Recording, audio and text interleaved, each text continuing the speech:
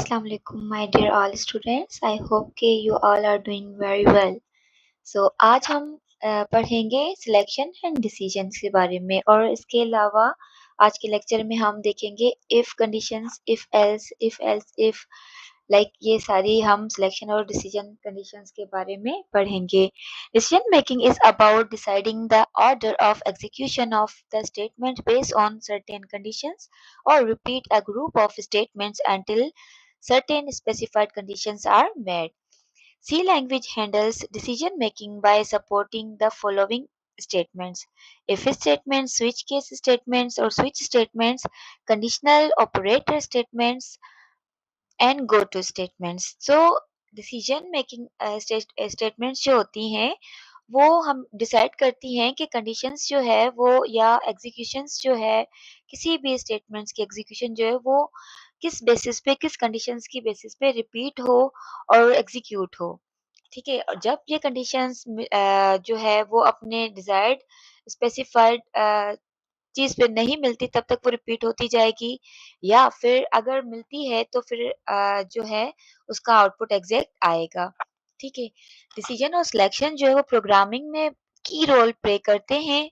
Programming language में चाहे वो सी की हो या कोई भी प्रोग्रामिंग लैंग्वेज हो, this is very important to learn the decision making statements. So decision making statements की बात जब भी हम करेंगे तो उसमें हमारे पास ये डिफरेंट स्टेटमेंट्स अवेलेबल होती हैं, जिनमें से इफ स्टेटमेंट्स आज हम पढ़ेंगे. Decision making statement with if statement.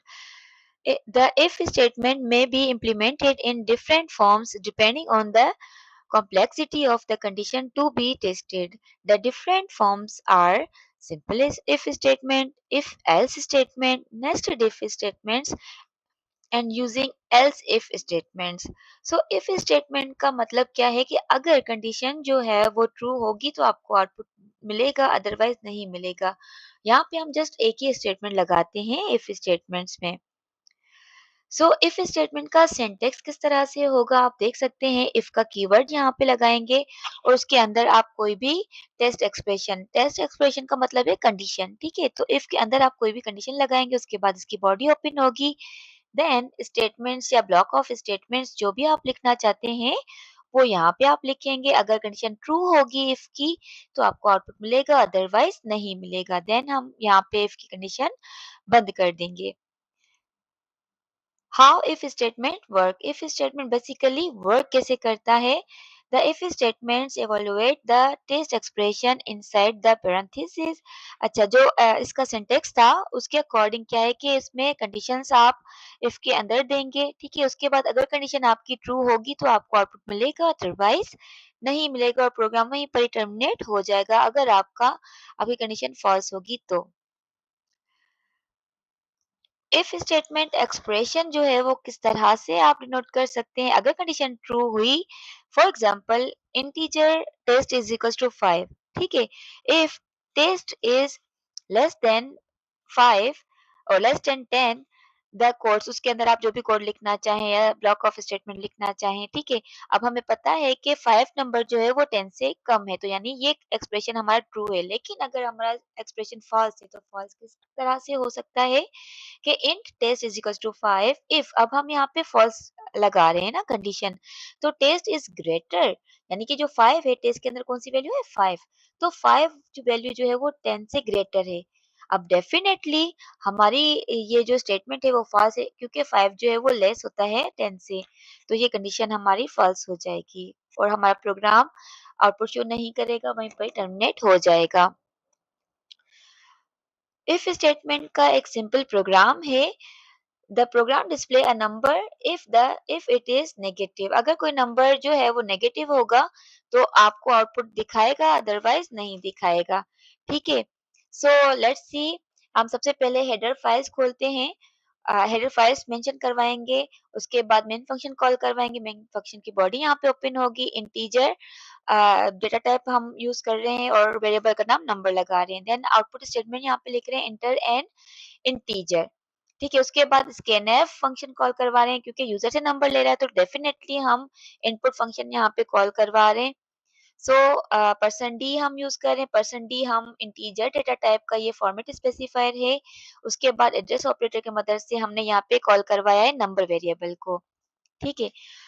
Condition में यहाँ पे हम क्या दे रहे हैं कि जो नंबर है वो छोटा है, किससे? नंबर जो है वो छोटा हो 0 से, ठीक है। इफ ट्रू ट्रू उस कंडीशन में होगा if the number is less then 0, ठीक है। क्योंकि हम नेगेटिव नंबर प्रिंट करवा रहे हैं ना, तो वो डेफिनेटली 0 से छोटा होगा। और उसके बाद यू एंटर, फिर उसके बाद हम परसेंट डी लगा रहे हैं, यानी यूजर जो भी नंबर एंटर करेगा वो आउटपुट स्क्रीन पे शो करके दिखाएगा। देन स्लैश एन यानी कि न्यू लाइन पे नंबर न्यू लाइन आ जाएगी, और उसके बाद जो है हमने यहाँ पे अगेन नंबर वेरिएबल को लिखा है। Then printf the if statement is easy. आप ये कहते हैं कि भाई जो नंबर आप नेगेटिव कॉल करवा रहे हैं उसके बाद आप जो भी लिखना चाहें, the number the statement is easy या the if statement is easy या this program is very nice, आप जो भी लिखना चाहें, ना भी लिखना चाहें तो कोई मसला नहीं है। उसके बाद रिटर्न 0, यानी कि हमारा प्रोग्राम यहाँ पे एंड हो गया। उसके बाद क्लोजिंग ब्रैकेट्स। लेट्स सी कि हमारा आउटपुट क्या आता है, ठीक है। अब सबसे पहले आउटपुट में क्या आएगा कि यूजर से नंबर मांगेगा। जैसे ही यूजर ने -2 दिया तो आउटपुट जो है वो शो होके दिखाएगा, ठीक है। यू एंटर -2, ये हमारा आउटपुट स्क्रीन पे दिखाएगा। The if statement is easy, जो हमने लास्ट में प्रोग्राम की लाइन लिखी थी वो भी प्रिंट करके दिखाएगा। अच्छा, यहाँ पे कंडीशन है कि यूजर को लाजमी कोई भी नंबर नेगेटिव ही प्रेस करना होगा। लेट्स सपोज आप आउटपुट 2 में देखें, अगर यूजर ने कोई नेगेटिव नंबर नहीं दिखा और पॉजिटिव नंबर लिख लिया है, ठीक है, वो चाहे इवन हो या ओड हो, कोई भी पॉजिटिव नंबर लिखा है, तो तो क्या होगा कि प्रोग्राम हमारा रन नहीं होगा और वो एरर शो करेगा या बंद हो जाएगा, टर्मिनेट हो जाएगा। अब हम आ जाते हैं इफ एल्स स्टेटमेंट की तरफ, ठीक है।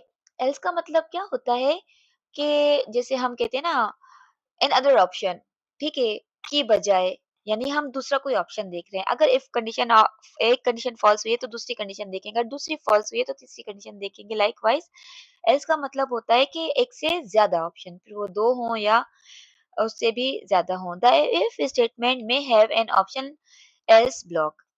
The syntax of if else statement, ठीक है, इसका इफ एल्स का इफ में हम जो है कोई भी एक्सप्रेशन देंगे, टेस्ट एक्सप्रेशन यानी कि कोई भी कंडीशन लिखेंगे, उसके बाद इसकी बॉडी ओपन होगी और उसमें ब्लॉक ऑफ स्टेटमेंट हम उसकी बॉडी के अंदर लिखेंगे जो भी हमें प्रिंट करवाना हो। उसके बाद हमने इसकी बॉडी बंद करवा दी। अब हम एक दूसरी कंडीशन लिख रहे हैं, यानी कि एल्स की मदद से एल्स लगाएंगे और उसके बाद एल्स की बॉडी ओपन करेंगे और जो भी आपने ब्लॉक ऑफ स्टेटमेंट्स लगवानी हो, लिखनी हो, वो एग्जीक्यूट होंगी एल्स एल्स एल्स की बॉडी के अंदर। ये इसका एक्सप्रेशन सिंटैक्स। सिंटैक्स आपने सबके याद करना है, चाहे वो लूप्स के हों या कंडीशनल स्टेटमेंट्स के हों, सबके सिंटैक्स आपके माइंड में होने चाहिए। अब डेफिनेटली ये काम कैसे करेगा कि भाई अगर आपकी कंडीशन इफ वाली पास होगी तो वो सेकंड ऑप्शन एल्स वाली को दिखेगा। अगर दोनों ही पास हुई तो प्रोग्राम टर्मिनेट होगा, नहीं तो इन दोनों में से कोई ना कोई एक तो जरूर ट्रू होगी जो कि आपको आउटपुट स्क्रीन पे शो करके दिखाएगा। अच्छा, इसमें ट्रू कंडीशन और फॉल्स कंडीशन किस तरह से होती है, आप यहाँ पे देख सकते हैं कि एक्सप्रेशन इज ट्रू, ठीक है, कौन सी कंडीशन पे? जैसे हमने इंटीजर टेस्ट वेरिएबल का नाम है और उसकी वैल्यू हमने 5 दी है, ठीक है। If test is less than 10, ठीक है, अगर 10 से कम होगा तो हमारा बॉडी जो है वो एग्जीक्यूट होकर हमें आउटपुट शो करवाएगा। अगर मतलब उसके बाद हमने सेकंड ऑप्शन एल्स भी लिखा है। अब क्योंकि हमारा फर्स्ट ऑप्शन इफ अगर ट्रू है तो